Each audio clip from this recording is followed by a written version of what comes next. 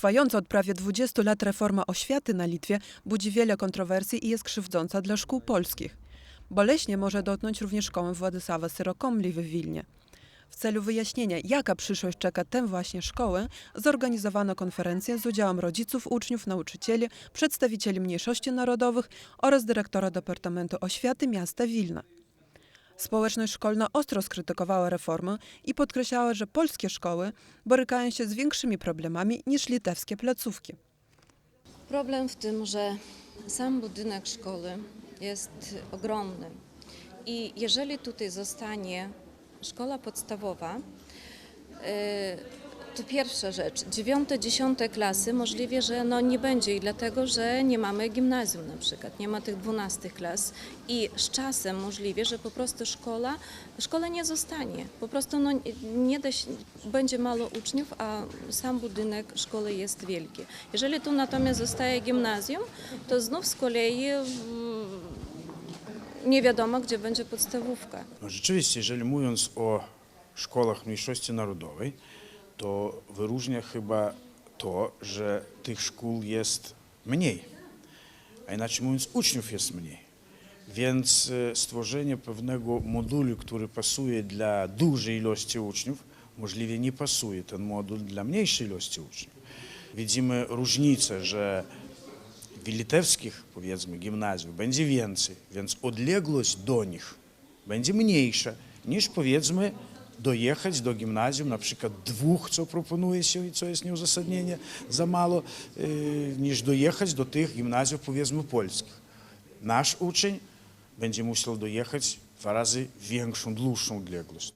Rozwiązaniem piętrzących się problemów byłby status polskich szkół jako szkół mniejszości narodowych lub umieszczenia 2 szkół, gimnazjum i podstawówki, pod jednym dachem. Ale szkoły powinny być rozdzielone, nie mogą być w jednym budynku. Na dzień dzisiejszy jest tak. Ale poprawka do tej ustawy oświaty, która w założeniu zmienia tę ustawę, można tę sprawę rozpatrzeć. Władza szkoły nie ukrywa jednak, że najlepsza byłaby ciągłość nauczania, zachowanie statusu szkoły średniej. Na razie ustawa przewiduje jednak takie rozwiązanie jedynie dla szkoły żydowskiej i białoruskiej, które są jedynymi w Wilnie. Jeigu bendrai lieka ir ne tik tautinių mokyklų, tautinios mažumos, bet ir lietuviškų mokyklų tipas vidurinė, tai kas yra jau sukurta, iš esmės gali sugriūti. Aš bijau, kad tada Jono Pauliaus gimnazija pradės komplektuoti jaunesnės klasės. Aš bijau, kad tas pats atsitiks ir su Mickevičiaus gimnazija ir gali atsitikti taip, kad aplinkinėse lenkiškose tautinių mažumų mokyklose mokinių skaičius ims ženkliai mažėti ir Vilniaus mieste gali likti tik tai 3 mokyklos. Čia tokios pesymistinės mano prognozės. Do 2012 roku mamy jeszcze 2 lata. Jest to czas na konstruktywne rozmowy. Efektywność tych rozmów może być jednak mało skuteczna, chociażby z takiego powodu. Esame tiesiog prieš įstatymą pastatyti ir privalome įvykdyti. Turime savo teisės, turime savo ir pareigas. Aš taip pat esu vykdytojas, kaip tarkim jūsų mokyklos direktorė taip pat yra kaip vykdytoja švietimo politikos. Jūs atėjote savivaldybės atstovas, sakote, aš nieko negaliu pakeisti, man liepia ministerija. Ministerija sako, mes nieko negalime padaryti, nes mokyklos yra savivaldybėms pavaldžios.